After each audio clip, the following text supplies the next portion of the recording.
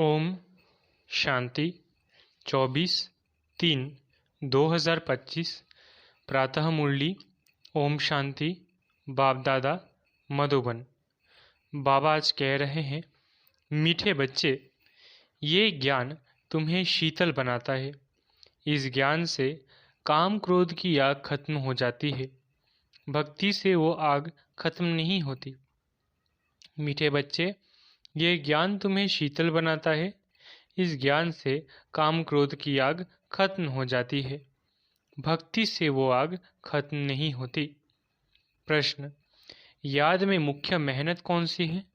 उत्तर, बाप की याद में बैठते समय देह भी याद न आए। आत्म अभिमानी बन बाप को याद करो, यही मेहनत है। इसमें ही विघ्न पड़ता है, क्योंकि आधा कल्प देह अभिमानी रहे हो। भक्ति माना ही देह की याद। ओम शांति। तुम बच्चे जानते हो, याद के लिए एकांत की बहुत ज़रूरत है। जितना तुम एकांत व शांत में बाप की याद में रह सकते हो, उतना झुंड में नहीं रह सकते हो। स्कूल में भी बच्चे पढ़ते हैं तो एकांत में जाकर स्टडी करते हैं। इसमें भी एकांत चाहिए। घूमने जाते हो तो उसमें भी याद की यात्रा मुख्य है। पढ़ाई तो बिल्कुल सहज है, क्योंकि आधा कल्प माया का राज्य आने से ही तुम देह अभिमानी बनते हो। पहला पहला शत्रु है देह अभिमान। बाप को याद करने के बदले देह को याद कर लेते हैं। इसको देह का अहंकार कहा जाता है। यहाँ तुम बच्चों को कहा जाता है, आत्माभिमानी बनो। इसमें ही मेहनत लगती है। अब भक्ति तो छूटी, भक्ति होती ही है शरीर के साथ। तीर्थों आदि पर शरीर को ले जाना पड़ता है। दर्शन करना, ये करना, शरीर को जाना पड़े। यहाँ तुमको यही चिंतन करना है कि हम आत्मा हैं। हमको परमपिता परमात्मा बाप को याद करना है। बस जितना याद करेंगे तो पाप कट जाएंगे। भक्ति मार्ग में तो कभी पाप कटते नहीं हैं। कोई बुरे आदि होते हैं तो अंदर में ये वहम होता है, हम भक्ति नहीं करेंगे तो नुकसान होगा, नास्तिक बन जाएंगे। भक्ति की जैसे आग लगी हुई है और ज्ञान में है शीतलता। इसमें काम क्रोध की आग खत्म हो जाती है। भक्ति मार्ग में मनुष्य कितनी भावना रखते हैं, मेहनत करते हैं। समझो, बद्रीनाथ पर गए, मूर्ति का साक्षात्कार हुआ, फिर क्या? झट भावना बन जाती है। फिर बद्रीनाथ के सिवाय और कोई की याद बुद्धि में नहीं रहती। आगे तो पैदल जाते थे। बाप कहते हैं, मैं अल्पकाल के लिए मनोकामना पूरी कर देता हूँ, साक्षात्कार कराता हूँ। बाकी मैं इनसे मिलता नहीं हूँ। मेरे बिगर वर्षा थोड़ी ही मिलेगा। वर्षा तो तुमको मेरे से ही मिलना है ना। ये तो सभी देहधारी है।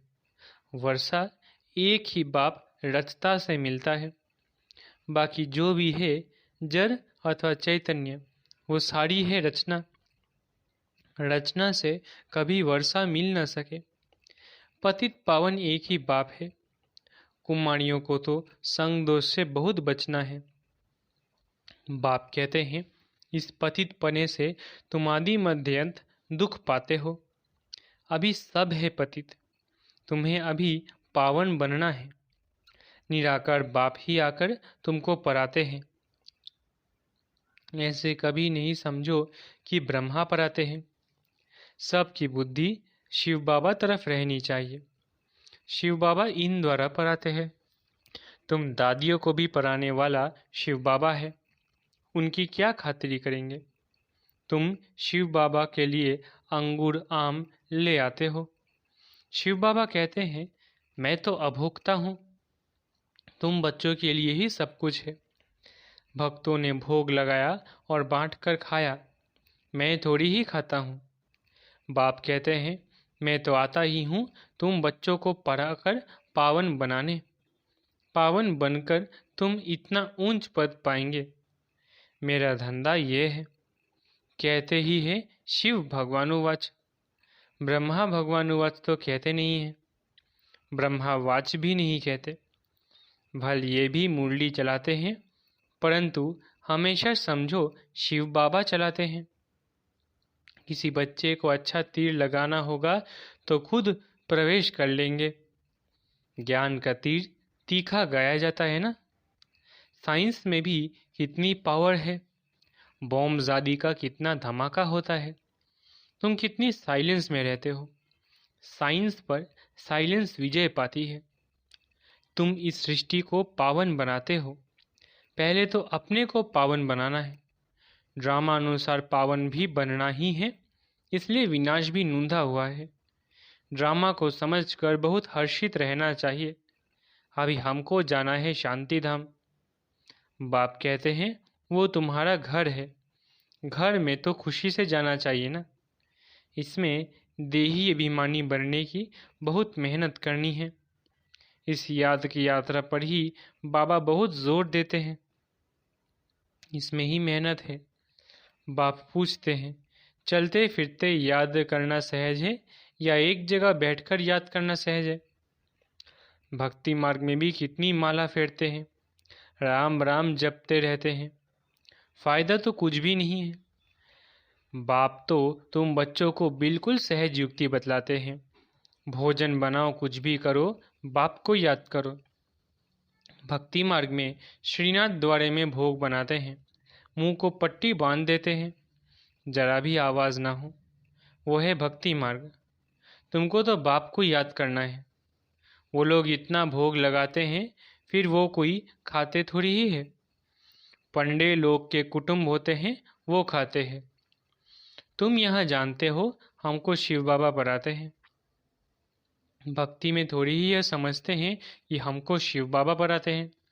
भल शिव पुराण बनाया है, परंतु उनमें शिव पार्वती, शिव शंकर सब मिला दिया है।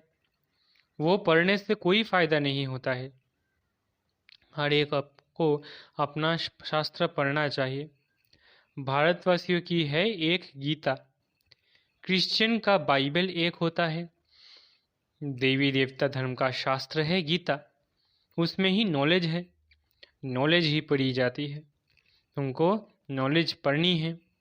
लड़ाई आदि की बातें जिन किताबों में है, उससे तुम्हारा कोई काम ही नहीं है।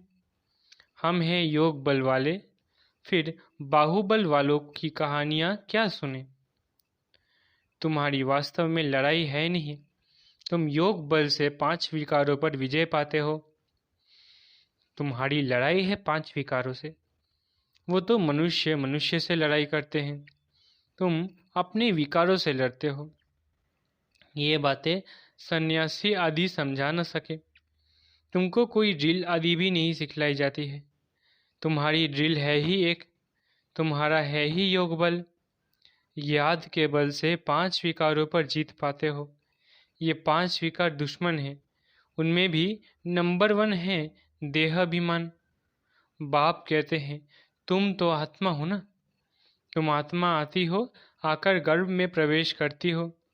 मैं तो इस शरीर में विराजमान हुआ हूँ, मैं कोई गर्भ में थोड़ी ही जाता हूँ। सतयुग में तुम गर्भ महल में रहते हो, फिर रावण राज्य में गर्भ जेल में जाते हो।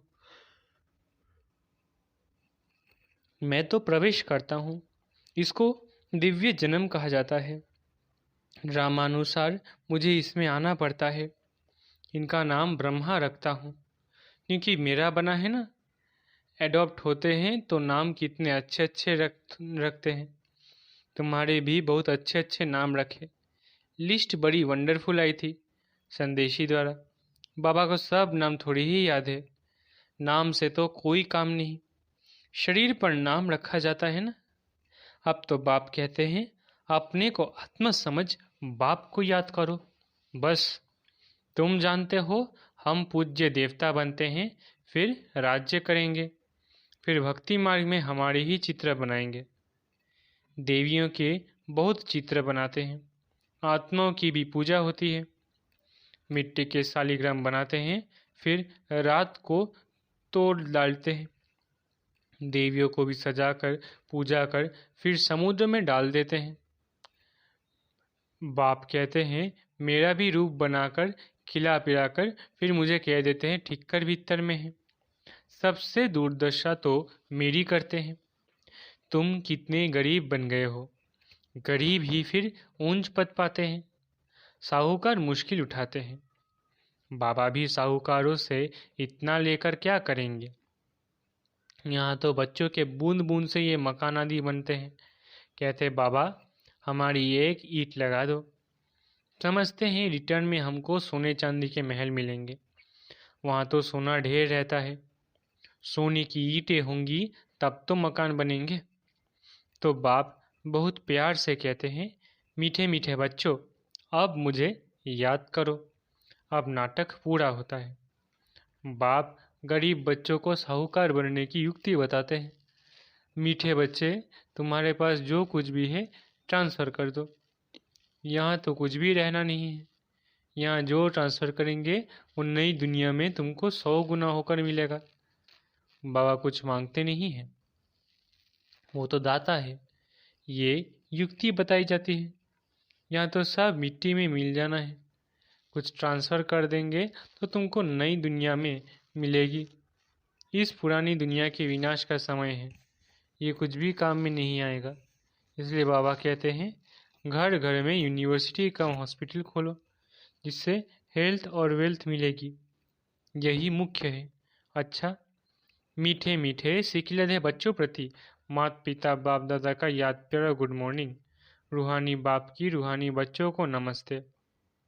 हम रूहानी बच्चों की रूहानी माता पिता बाप दादा को याद प्यार गुड मॉर्निंग और नमस्ते। रात्रि क्लास 12/3/68।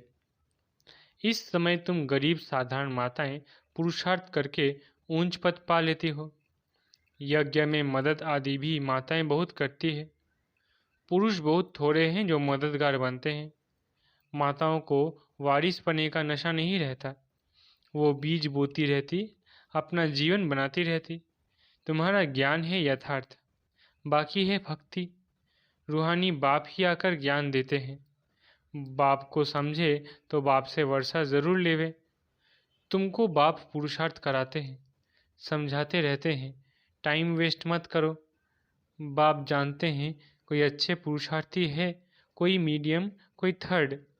बाबा से पूछे तो बाबा झट बता देते हैं तुम फर्स्ट हो, सेकंड हो या थर्ड हो।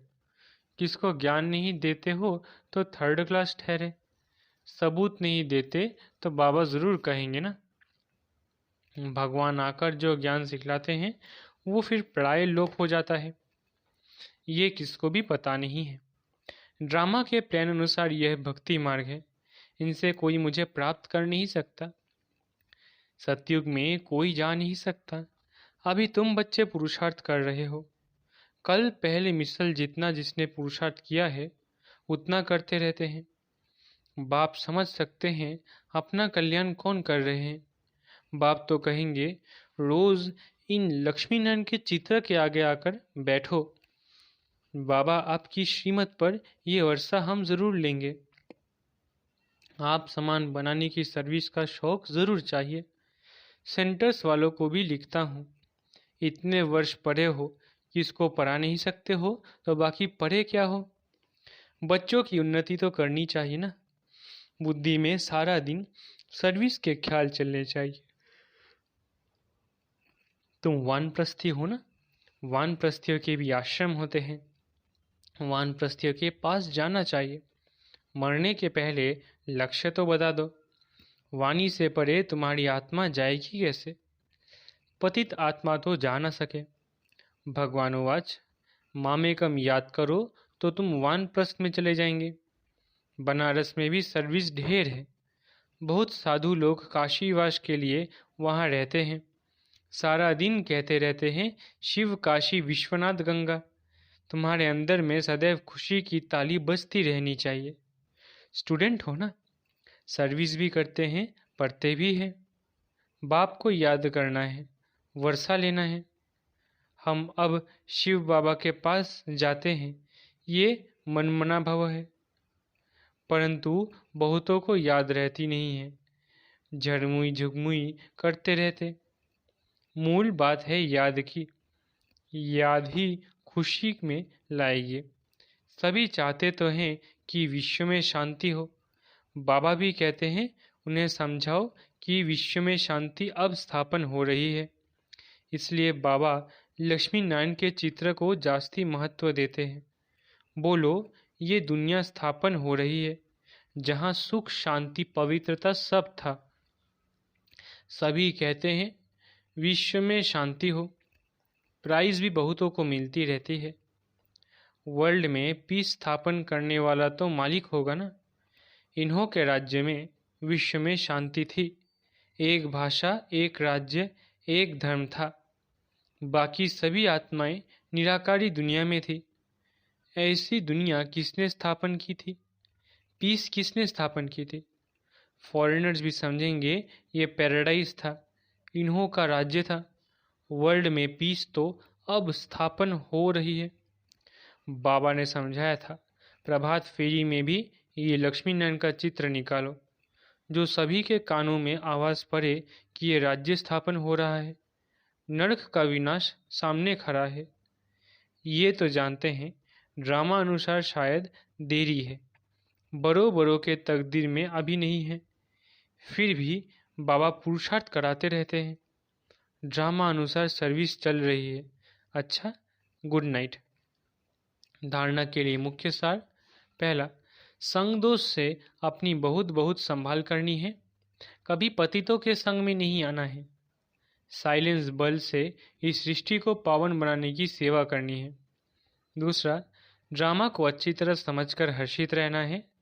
अपना सब कुछ नई दुनिया के लिए ट्रांसफ़र करना है। वरदान, बाप द्वारा सफलता का तिलक प्राप्त करने वाले सदा आज्ञाकारी, दिल तख्त नशीन भव। बाप द्वारा सफलता का तिलक प्राप्त करने वाले सदा आज्ञाकारी, दिल तख्त नशीन भव। भाग्य विधाता बाप रोज अमृत वेले अपने आज्ञाकारी बच्चों को सफलता का तिलक लगाते हैं। आज्ञाकारी ब्राह्मण बच्चे कभी मेहनत व मुश्किल शब्द मुख से तो क्या संकल्प में भी नहीं ला सकते। वो सहज योगी बन जाते हैं। इसलिए कभी भी दिल शिकस्त नहीं बनो, लेकिन सदा दिल तख्त नशीन बनो, रहम दिल बनो। अहम भाव और वहम भाव को समाप्त करो। स्लोगन, विश्व परिवर्तन की डेट नहीं सोचो, स्वयं के परिवर्तन की घड़ी निश्चित करो। स्लोगन, विश्व परिवर्तन की डेट नहीं सोचो, स्वयं के परिवर्तन की घड़ी निश्चित करो। अव्यक्तिशार्य, सत्यता और सभ्यता रूपी कल्चर को अपनाओ। जो प्यूरिटी की पर्सनैलिटी से संपन्न रॉयल आत्माएं हैं, उन्हें सभ्यता की देवी कहा जाता है। उनमें क्रोध विकार की इम्प्योरिटी भी नहीं हो सकती। क्रोध का सूक्ष्म रूप ईर्ष्या, द्वेष, घृणा भी अगर अंदर में है तो वो भी अग्नि है, जो अंदर ही अंदर जलाती है। बाहर से लाल पीला नहीं होता, लेकिन काला होता है। तो अब इस कालेपन को समाप्त कर सच्चे और साफ बनो। अच्छा, ओम शांति। शुक्रिया बाबा।